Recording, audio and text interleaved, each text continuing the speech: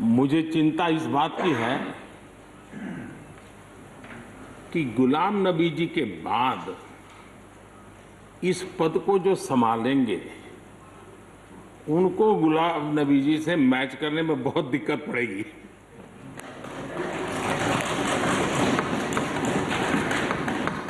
क्योंकि गुलाम नबी जी अपने दल की चिंता करते थे, लेकिन देश की और सदन की भी उतनी ही चिंता करते थे। ये छोटी बात नहीं है जी, ये बहुत बड़ी बात है जी। वरना अपोजिशन के लीडर के रूप में अपना दबदबा पैदा करना, ये सब मोह किसी को भी हो सकता है, लेकिन उन्होंने सदन से, मैं शरद पवार जी को भी इसी कैटेगरी में रखता हूं, वे सदन की और देश की चिंता को प्रायोरिटी देने वाले नेताओं में से रहे। गुलाम नबी जी ने बखूबी इस काम को निभाया है। मुझे याद है इस कोरोना काल में मैं एक फ्लोर लीडर्स की मीटिंग कर रहा था, तो उसी दिन गुलाम नबी जी का फोन आया। तो मोदी जी, तो ठीक है आप करते हैं, लेकिन आप एक काम कीजिए, सभी पार्टी लीडर्स की मीटिंग जरूर बुलाइए। मुझे अच्छा लगा कि उन्होंने पार्टी लीडर्स के साथ, सभी पार्टी अध्यक्षों के साथ बैठने का मुझे सुझाव दिया, और मैंने उस मीटिंग को किया भी। वो गुलाम नबी जी के सुझाव पर किया था। और मुझे कहने में,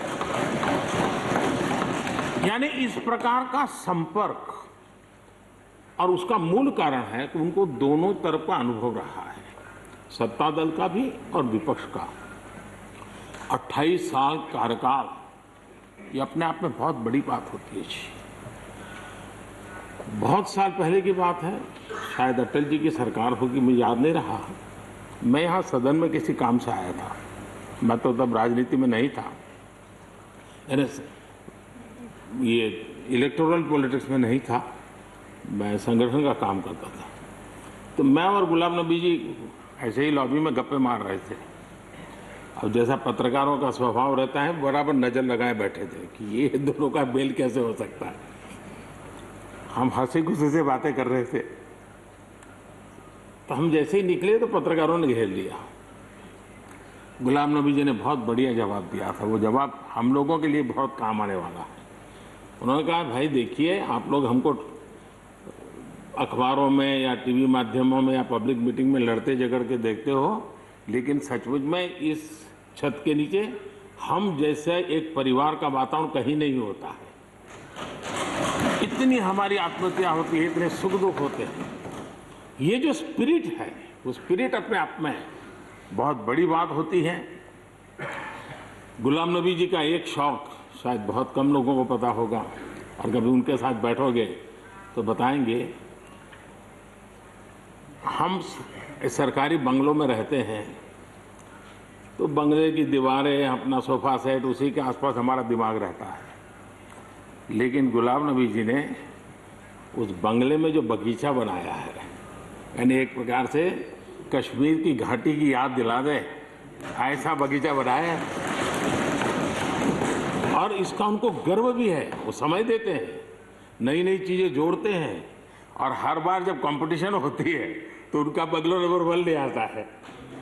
यानी अपने सरकारी जगह को भी कितने प्यार से संभालना, यानी बिल्कुल मन से उन्होंने इसको संभाला है। जब आप मुख्यमंत्री थे, मैं भी एक राज्य का मुख्यमंत्री के नाते काम करता था, हमारी बहुत गहरी निकटता रही उस कालखंड में। शायद ही कोई ऐसी घटना मिल सकती है कि जबकि हम दोनों के बीच में कोई संपर्क सेतु न रहा है। एक बार गुजरात के यात्री, क्योंकि जम्मू कश्मीर में जाने वाले टूरिस्ट में गुजरात बहुत बड़ा नंबर रहता है, और टेररिस्टों ने पर हमला कर दिया। करीब 8 लोग शायद मारे गए। सबसे पहले गुलाम नबी जी का मुझे फोन आया।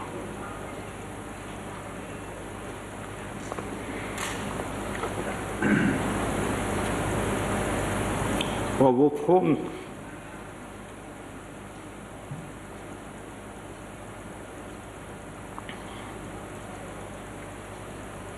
सिर्फ सूचना देने का नहीं था,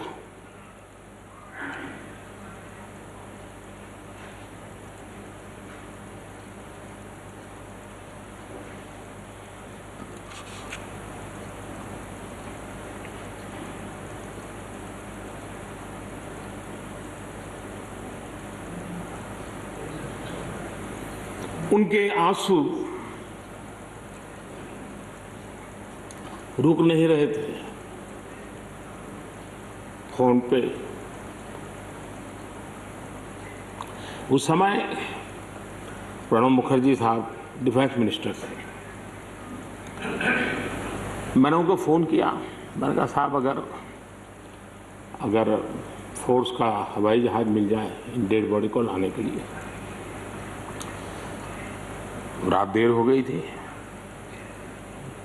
प्रणब मुखर्जी साहब ने कहा आप चिंता मत कीजिए, मैं करता हूँ व्यवस्था। लेकिन रात में फिर गुलाम नबी जी का फोन आया। वे एयरपोर्ट थे।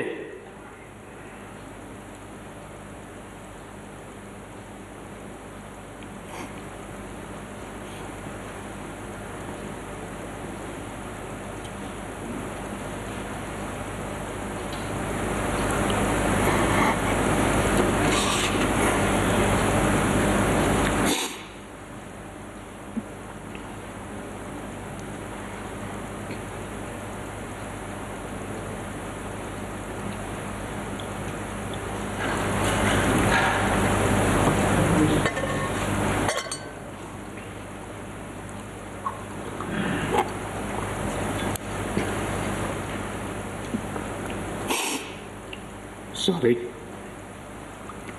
उस रात को एयरपोर्ट से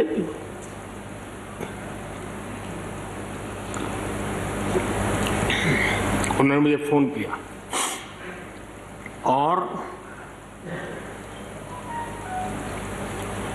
जैसे अपने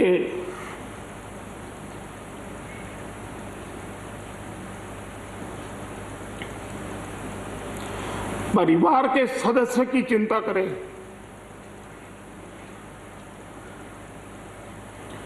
वैसी चिंता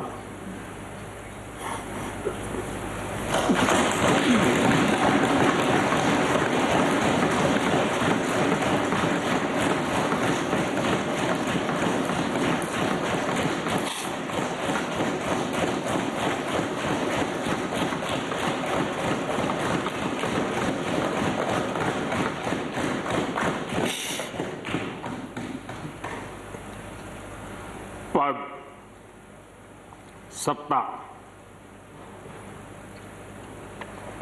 जीवन में आती रहती है, लेकिन उसे कैसे पचाना,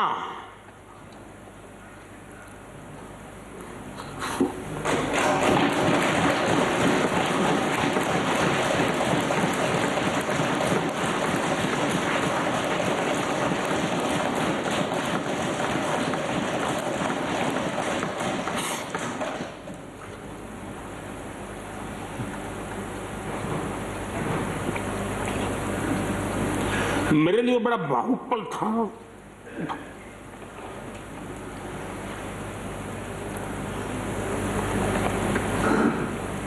दूसरे दिन सुबह फोन आया कि मोदी जी सब लोग पहुंच गए।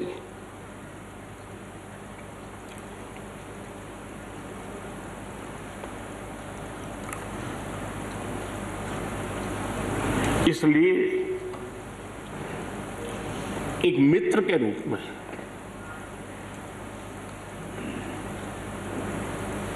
गुलाम नबी जी को घटना और अनुभव के आधार पर मैं आदर करता हूं।